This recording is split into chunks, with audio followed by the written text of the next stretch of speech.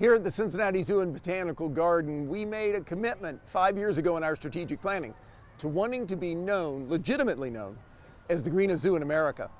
And the truth is, that is now possible because of our strategic partnership with Malink. Steve Malink is quite a guy, and he and his team delivered. This is the largest publicly accessible solar array in the nation. It provides at times 100% of the electric needs of the Cincinnati Zoo, but over a year's average provides 20%. So it's significant because it's doing the right thing. It's really trying to show the public that it's possible to have new advanced energy right here in Cincinnati. Going green at the Cincinnati Zoo makes business sense. And we also talk about the 3 E's. Yes, economics. The Malink solar array makes economic sense for us because we're able to lock in a steady price that's right around the price that we would get off the grid from coal power plants. Environment. That obviously makes sense because using sustainable energy is the right thing to do. And education.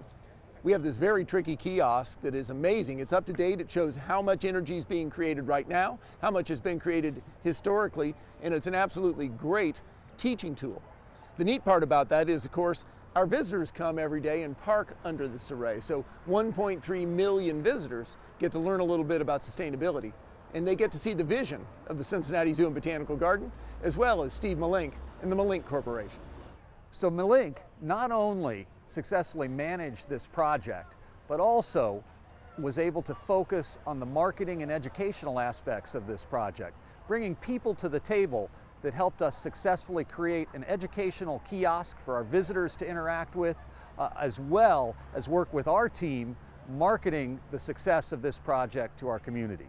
So this project not only provides clean, sustainable energy from the sun, but provides a huge benefit to our visitors. When they park in our lot now, their cars are protected from the rain and the sun. And when they return from a visit to the zoo, their cars are cool and they're ready to jump in, go home after having a great day. Most of my time working on this project was spent directly with Donna Jones, the CFO at Malink. She was a critical component to the success of the entire project. The return on investment on a solar project occurs over an extended period of time, and that can often present kind of a challenging financial hurdle. Malink was upfront and honest from the very beginning in what financial synergies it would take to make this project feasible.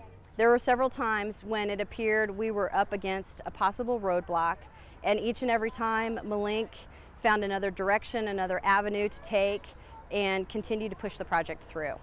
Another interesting component of this project was the use of new market tax credits. Malink is one of the first national solar PV developers to apply new market tax credits to energy projects.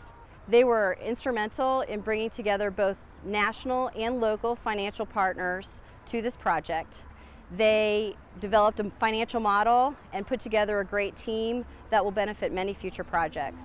This was a terrific experience. We enjoyed working with Malink and would welcome the opportunity to do so again.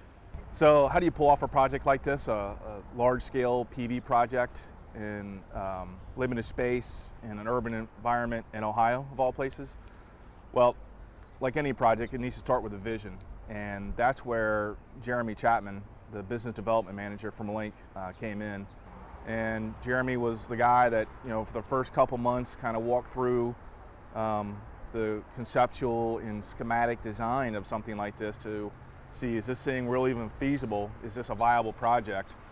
And that was, obviously that was key to get this job going.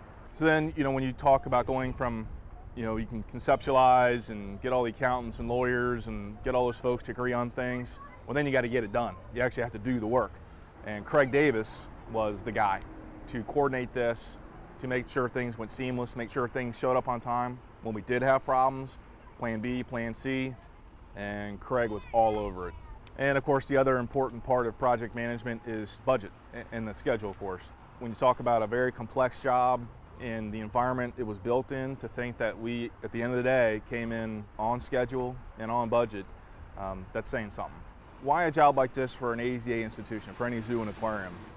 We can do all we want over in Kenya, but what about what we're doing at our facility? Because that's actually what has a tangible, direct impact on endangered wildlife. You know, so the main stumbling block between any zoo and aquarium having something like this or not is that zoo's commitment to conservation, real conservation. So if you've got the stamina and the will and the passion, you can have something just like this.